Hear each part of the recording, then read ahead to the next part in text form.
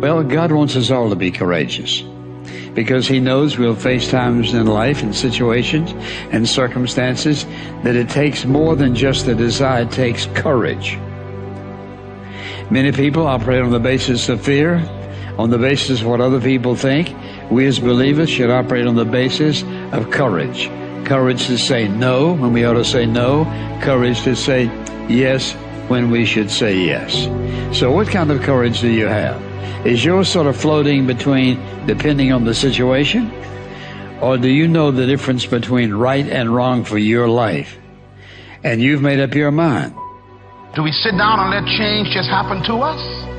Or are we just watching change happening around us? Or are we aware that change is happening within us? Or are we going to be those proactive people who make sure that we affect what happens to us? Change also produces 4 types of people. They are in this room. First of all, there are people who watch things happen. Not all change is improvement. You used to weigh 128, and now you changed. And for some of you, that's not an improvement. You lost your wardrobe. You lost your ability to climb up steps fast. You even lost the quality of health that you had. Change doesn't mean improvement all the time. But the problem is, without change, there can be no improvement. So you have to decide what to do with change. Change will happen, and if you are not careful, it could be destructive. So you have to determine, what kind of change do I want in my life? And I want you as a young person, as a mother and a father, as a business person, to think about your company even, or your family, or your educational pursuit. What kind of classes do you want to take in college this year? What kind of grades do you want? What kind of relationships you want to have in your life? Who do you want to drop and who do you want to pick up in your relationships? What kind of people do you want to associate with? Where do you want to travel that you've never been? What are the books you need to read you never read before? The changes come with choices. So what kind of person are you? Drive. That's this puppy right here. This is what you want. This is your prefrontal cortex. Drive is the mode where you're in charge of your thoughts, okay? It's where you are fully awake, you are present, and you are driving your thoughts and actions. When you're doing that, your prefrontal cortex is active. The prefrontal cortex is the part of the brain that you need in order to learn new behavior, in order to do something difficult, in order to do something uncertain, in order to do strategic thinking. So I'm going to give you an example. So I'm a righty. If I were to try to write with my left hand, Lewis is going to torture me and tie my hand behind my back and make me do this, I could do it. It would look like I was writing with my foot. And if Lewis came up to me and said, "Hey, Mel, you want some bulletproof coffee?" I'd be like, "Lewis, I'm trying to concentrate. I can't do this." My prefrontal cortex would be el fuego, because it is firing on all cylinders to communicate to my hand new behavior. So the thing that's cool about that is that you can use a simple trick. The moment you feel yourself hesitate, the moment you've got one of those moments where you know that you need to, this is that moment that Lewis talks to you about where you got to step outside of your comfort zone and you've got to lean into your passion and you've got to really take some risks and you got to feel the fear and you got to do it anyway. That's the moment where you just woke up and now you got a decision to make. Are you going to drift back into the habits, or are you going to awaken your prefrontal cortex and drive forward and focus and do something new? I am a strong believer that we quit. Because why? How does a 297-pound cockroach guy who quit on everything is now considered one of the baddest men on the planet? How is that possible? It means I had to change one thing, my mindset. So there's no way in hell that was in, but that guy was in me. Well, that guy came down here and said, "Hey, guess what, man? You're a fat ass, but I'm gonna now make you a badass. I'm gonna miracle this to be a badass." No, it was in me. I had to believe and make that belief work. And through hard work, I did that. And if you understand the mind, it does what you tell it. That's its job. And if you tell it better stuff, you have an amazing life. And if you tell it mediocre stuff, you have a mediocre life.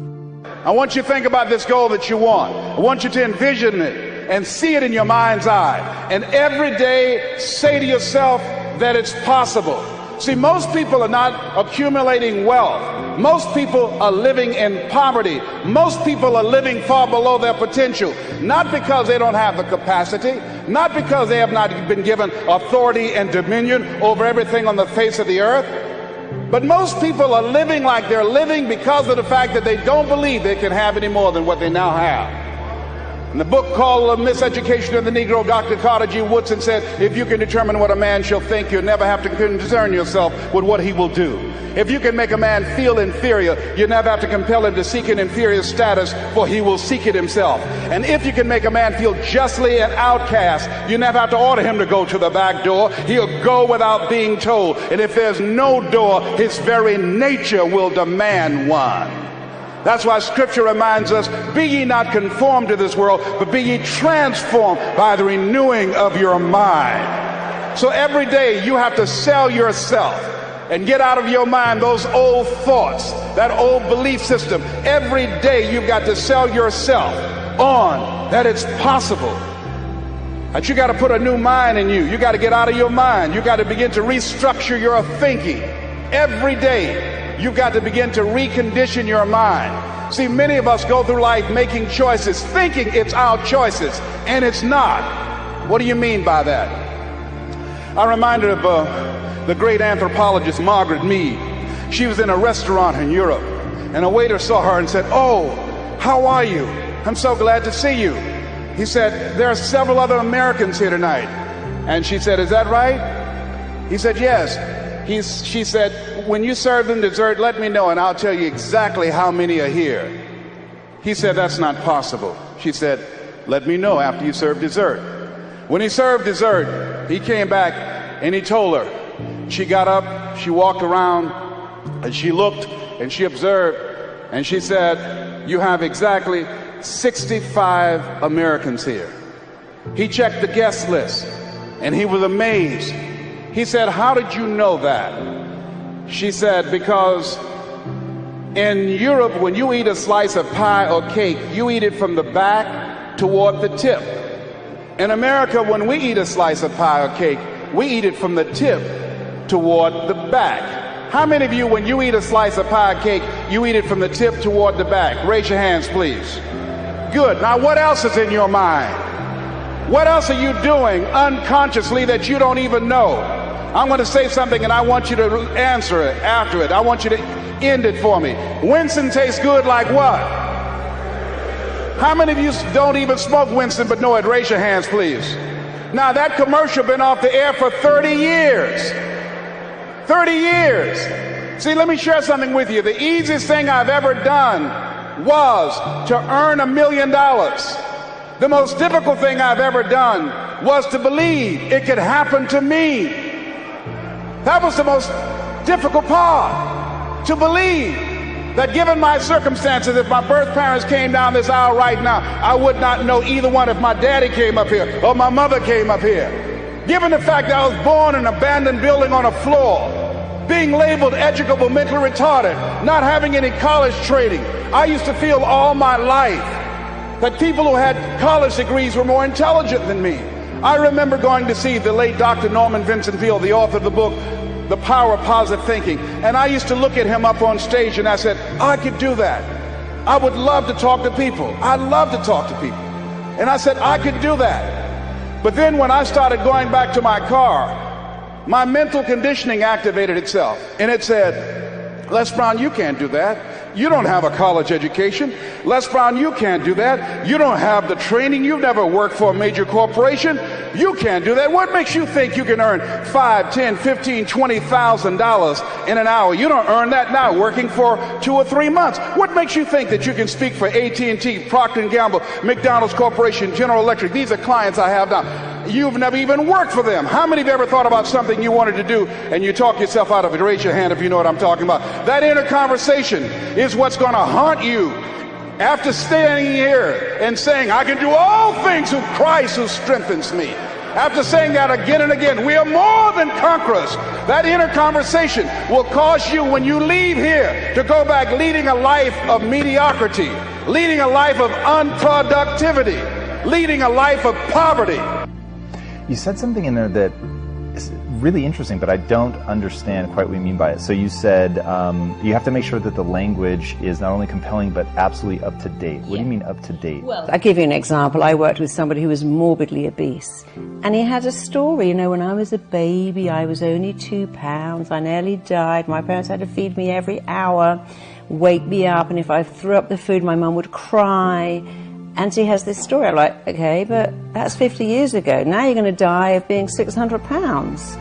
So you have to talk to the mind and say, this is completely outdated. It's behind you. So people have a story, you know, I can't find love because my dad left when I was 1. I can't find love because my mum preferred my brother. I can't be a success because I never went to university. I can't speak in public because I blush. And without understanding, when you describe why you can't, you keep it going. If you keep talking about the symptom, your mind keeps it alive, because whatever you focus on, you get more of. And so a lot of people have language that's completely irrelevant. Like, yes, I know your dad left when you was 1. I know your mother put you up into foster care and didn't love you, but that's then. This is now. And so they have outdated stories, outdated language. I can't do that because the classic one I held him, oh my God, my boyfriend just ripped out my heart, stamped all over it, killed me, and if I find love again, it will kill me. I'm like, darling, he got bored, and you would have got bored too if you'd stuck around. And that was your starter relationship. Go and find a better one with someone amazing. Everything he loved in you, you didn't take it home with him, it's still there. So don't use that irrelevant, I found love and it killed me when it ended. So I found love, the wrong person, but I'm going to find it again with the right person. It's going to be amazing and compelling. He's going to fall in love with my soul. We're going to be together forever. Because you've got to turn your mind on, and it loves exciting words, dramatic words. Really loves words that make a picture. So if I said to you, you can be the most phenomenal, powerful, awesome, incredible speaker. When you speak on stage, everyone stops to listen. You could hear a pin drop. They look at you. They hear what you're saying. They like you. The mind goes, oh, I like this. I know where I'm going here. But when you go, I'm not bad at speaking. Sometimes I'm quite good. Occasionally, I really get it right. The mind goes, what are you talking about? That's not dramatic enough for me. Yeah, I'm a huge believer in the power of self-talk, and that the way that you talk to yourself is going to have a profound impact on how you move forward, and like you said, getting excited and using big language. I'm way on board with that.